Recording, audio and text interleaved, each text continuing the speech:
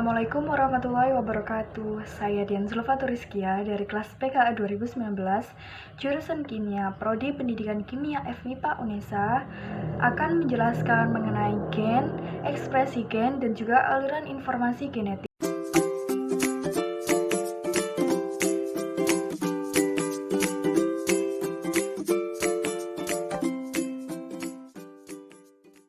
Di video kali ini saya akan membahas mengenai gen yang pertama.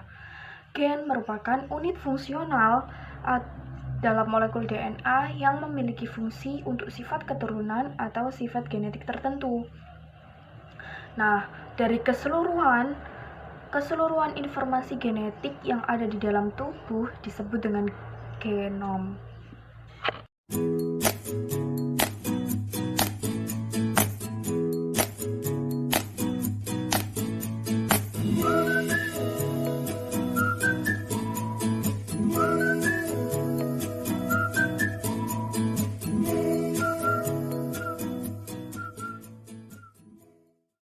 Nah, gen sendiri terbagi menjadi dua.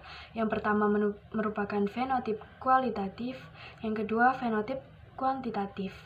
Fenotip kualitatif terkait dengan warna sirip, terus warna sisi, bentuk sirip, dan juga warna tubuh.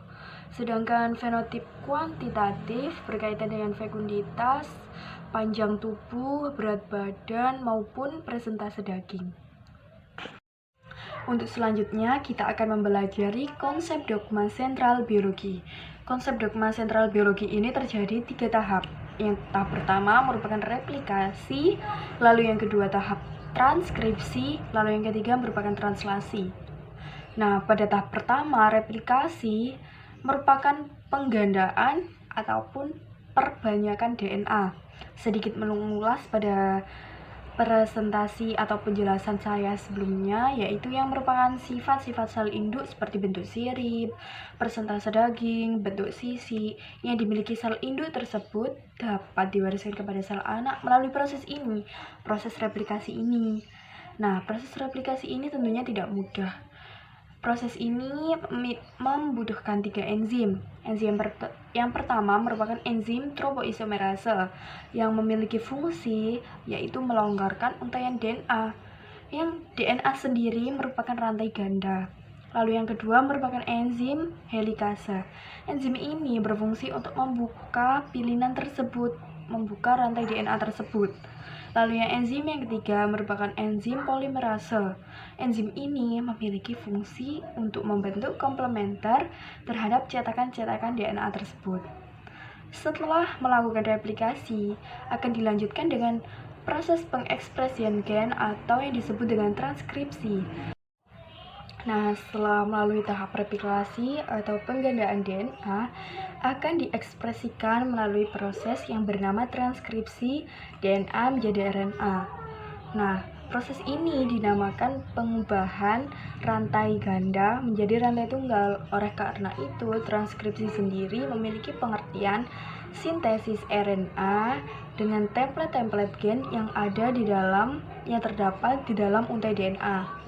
Nah, transkripsi DNA ini terjadi di dalam inti sel pada sel eukariotik, sedangkan pada sel prokariotik akan terjadi pada sitoplasma. Untuk pembacaan DNA template dari arah 3 aksen menjadi 3 aksen ke 5 aksen, sedangkan untuk sintesis RNA sendiri dibaca dari arah 5 aksen ke 3 aksen. Pada tahap transkripsi ini terdapat 3 proses. Yang pertama merupakan inisiasi, lalu yang kedua elongasi, dan yang terakhir merupakan terminasi. Inisiasi merupakan tahap awal dari proses transkripsi.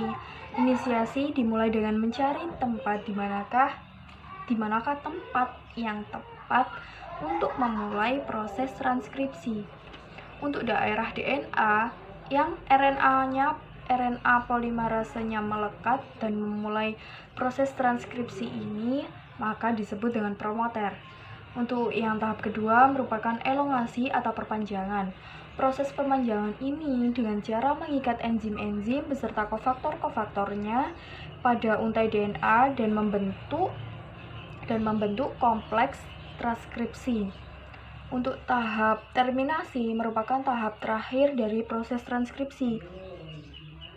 Nah, transkripsi ini akan berhenti apabila sudah mencapai titik akhir sinyal terminasi, yaitu polimerase sudah mencapai titik terminasi sambil melepaskan RNA dan DNA-nya.